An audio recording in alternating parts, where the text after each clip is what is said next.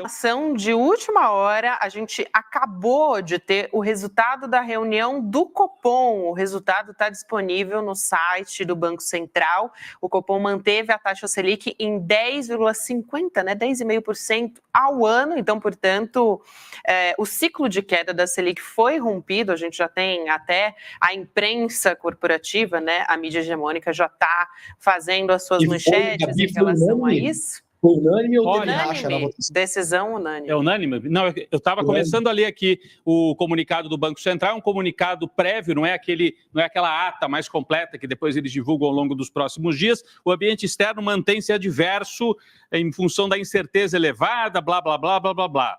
Os bancos centrais, o comitê avalia que o cenário segue exigindo cautela por parte de países emergentes. Em relação ao cenário, o conjunto dos indicadores, aí vai, enfim, eles estão justificando mais pelo cenário externo de que há necessidade de manter os juros sem cair mais a taxa de juros. Vou destacar aqui um trechinho do que diz o comunicado do Copom. O comitê unanimemente optou por interromper o ciclo de queda de juros, destacando que o cenário global incerto e o cenário doméstico marcado por resiliência na atividade, elevação das projeções de inflação e expectativas desancoradas demandam maior cautela. Para a gente fazer aqui. Agora, esse mesmo Banco Central não acertou uma vez sequer na gestão, o índice de inflação. Essa inflação que Perfeito. Ele não acertou uma vez. Então, mais uma vez... Por isso que eu trouxe esse trecho. Todas. Uhum. Exatamente. Então, é lá para o final do comunicado. Se a gente conseguir destacar a nossa equipe aqui, o penúltimo parágrafo é a hora que eles destacam o comitê unanimemente e tal, e assinam essa parte que a Gabi... É mais para frente, gente. É um pouquinho mais para baixo. É um pouquinho mais para frente. É o penúltimo parágrafo na página seguinte desse mesmo comunicado. Mas não importa. O que importa é que foi unânime e que manteve a taxa de juros e interromperam a queda. O que é ruim é uma notícia que não é boa para a economia brasileira, né, Demori? Havia uma expectativa de que poderia acontecer um racha, principalmente por conta das falas do presidente Lula, né? E por conta da desconfiança também em relação à formação, né, do Boletim Focus, dessas conversas do Copom, até a própria expectativa de inflação, que, como brilhantemente lembrou o Chico, eles não acertaram uma durante o Campus Neto. Uma. Eles erraram absolutamente todos os anos a expectativa de inflação. O meu cachorro caminhando com 2 papéis, um branco e um preto, ia acertar mais do que o Banco Central conseguiu acertar. E aí, agora, nós temos essa situação.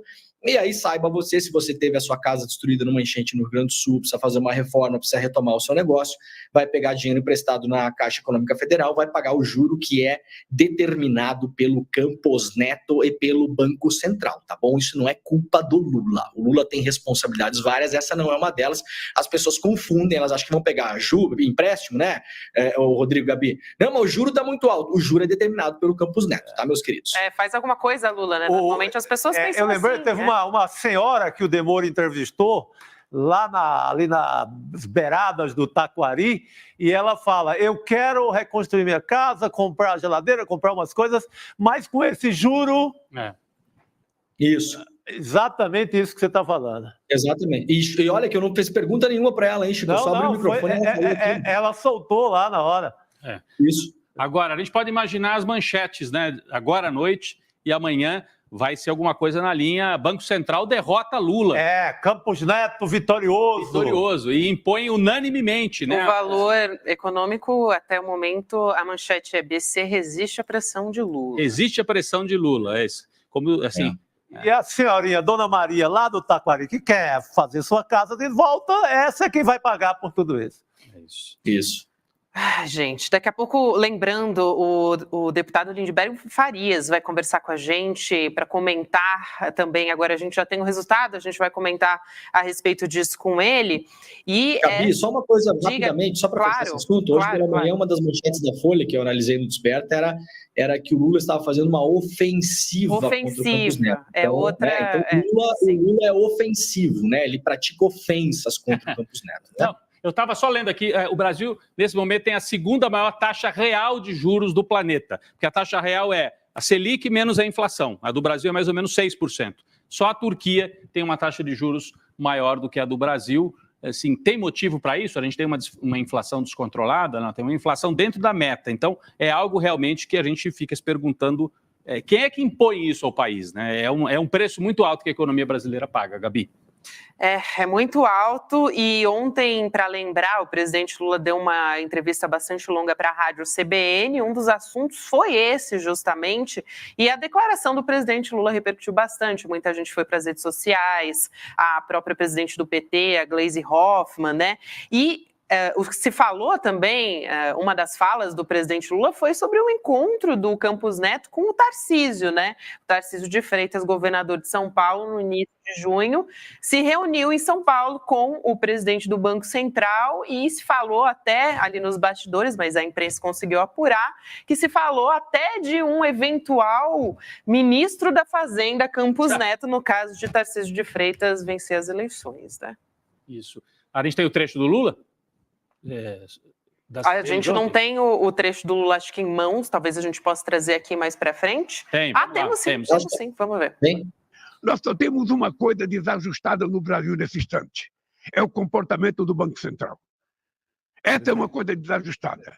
Um presidente do Banco Central que não demonstra nenhuma capacidade de autonomia, que tem lado político, e que, na minha opinião, trabalha muito mais para prejudicar o país do que para ajudar o país, porque não tem explicação a taxa de juros do jeito que está. Eu já lidei muito tempo com o Banco Central, e o Meirelles era meu presidente do Banco Central, e eu duvido que esse Roberto Campos tenha mais autonomia do que tinha o Meirelles. Duvido. Duvido. O que é importante saber é assim, a quem que esse rapaz é submetido. Como é que ele vai numa festa em São Paulo, sabe, quase que assumindo a candidatura a um cargo do governo de São Paulo? Cadê a autonomia dele? Ele falando da autonomia, a dita autonomia do Banco Central, a gente sempre lembra da Maria da Conceição Tavares, e aí o PT foi à Justiça, a bancada do PT no Congresso protocolou uma ação popular na Justiça contra o Campos Neto, então está oficializando judicialmente essa história toda, né? A ação está pedindo que o Campos Neto se abstenha, vou ler aqui ipsis literis o que está dizendo a ação, tá? Se abstenha de fazer novos pronunciamentos da natureza político-partidárias. A gente tem na tela um trecho também que diz o seguinte: a conduta de Campos Neto tem evidente teor de direcionamento político-ideológico que pode impactar sobre a adequada condução da política monetária e financeira nacional, caracterizando, portanto, ato atentatório à moralidade administrativa e possível conflito de interesses. E aí, fazendo uma tradução aqui, basicamente o que o Campos Neto está fazendo é atacando o próprio país, né? Então, é sobre isso que a ação do PT está falando, que o Campos Neto ele não está agindo de forma coerente com o cargo que ele está exercendo, Demori. Nós temos um presidente do Banco Central que fala mal do próprio país, é um negócio inacreditável. Vocês imaginem assim, você tem uma empresa, né? Imagina a gente contratar um CEO para o ICL, o CEO rodar o Brasil falando mal do ICL. Não, as contas do ICL estão muito ruins, a Gabriela chega sempre atrasada, o Chico Sá só tem camisa colorida, o Rodrigo vem de bicicleta e não penteia o cabelo direito. Não dá para botar dinheiro no ICL, não. Então, assim, é raio do absurdo. Vocês imaginem a coisa contrária, Rodrigo. Nós temos um presidente, Tarcísio, se fosse hoje. Aí o presidente do Banco Central, ele vai votar no segundo turno, onde o Tarcísio ganha a eleição, ele vai votar com uma camisa de vermelha da Rússia comunista.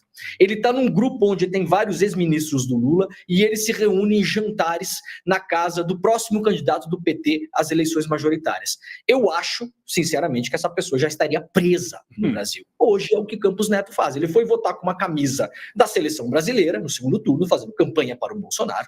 Ele se reúne em grupo de WhatsApp com ex-ministros do Bolsonaro e ele está já declarando em jantares com o Tarcísio que, caso o Tarcísio ganhe uma eleição majoritária, ele será o seu ministro da Fazenda. Esse é o presidente do Banco Central, é mais do que uma piada. Eu fiquei um pouco feliz hoje, Rodrigo, porque desde ontem a imprensa, como o Chico bem lembra, né, hereditária, feita de herdeiros, né, ela começou a falar coisas como assim, realmente, viu, Gabi, o Campos Neto, com essas atitudes todas, ele está abrindo alguns flancos para crítica. Alguns flancos. Então, assim, é porque você tem que separar a obra do artista, né? Você tem que bater um pouquinho no artista, mas a obra, eles querem que o próximo presidente do Banco Central continue tocando a mesma música. Então, eles não podem destruir a obra, né, Rodrigo? Eles podem tentar bater um pouquinho no artista só. É isso, a gente tem imagens disso tudo que você citou aí. grupo de Zap, ele lá presente no grupo, a tela do celular do Ciro Nogueira, digitando e aparece lá o nome do Campos Neto. Olha aí na tela, ó. É uma fotografia que é clássica, como diz aqui já do jornalismo, Roberto Campos BC, né? Então, está comprovado, ele estava no grupo de ministros do Bolsonaro, já no governo Lula, como presidente do Banco Central do Lula. Isso. Então, olha quem está ali, Rodrigo. Paulo Guedes, o Queiroga, que era o ministro da Saúde, sim, né? Sim, assim, é praticamente o governo Bolsonaro. Isso, eles mantiveram o grupo, acabou o governo, o Bolsonaro fugiu, tentaram dar o golpe em 8 de janeiro, mas eles mantiveram o grupo de Zap. Não sei se para mandar rezar para pneu e tudo, para que era esse grupo de Zap. Mas o Campos Neto estava lá também. E aí tem fotografia dele em churrascão, todo mundo de bermudão e tal, Ciro Nogueira, Tarcísio, sapatênis para lá, olha aí, ó. O Roberto Fábio Faria, que é o genro do Silvio Santos, foi ministro do Bolsonaro, Ciro Nogueira e o Tarcísio. Das comunicações do Bolsonaro, né? Então, olha a turminha. O Fábio Faria é a ponte do Elon Musk no Brasil, né? Isso. Exatamente. Então, olha essa fotografia. Então, é dessa turma aí que o Roberto Campos Neto faz parte e faz questão de não esconder, Chico. É aquilo que o Chico tem falado aqui, demorei. Só falta assinar a ficha de filiação do PL. Não sei, é que ele não fez escondido já, Chico. Ele foi homenageado na Assembleia pela bancada do Tarcísio de Freitas, seguiu dali em carro oficial do Palácio Bandeirantes para encontrar o Tarcísio, assim, declara que pode ser ministro da Fazenda do Tarcísio, então é esculhambação. Completo. Daria cadeia se você trocar as siglas e colocar toda a situação em outro governo. É isso. Então o Lula fez muito bem de ir para a ofensiva nessa entrevista de ontem da CBN, porque estava demorando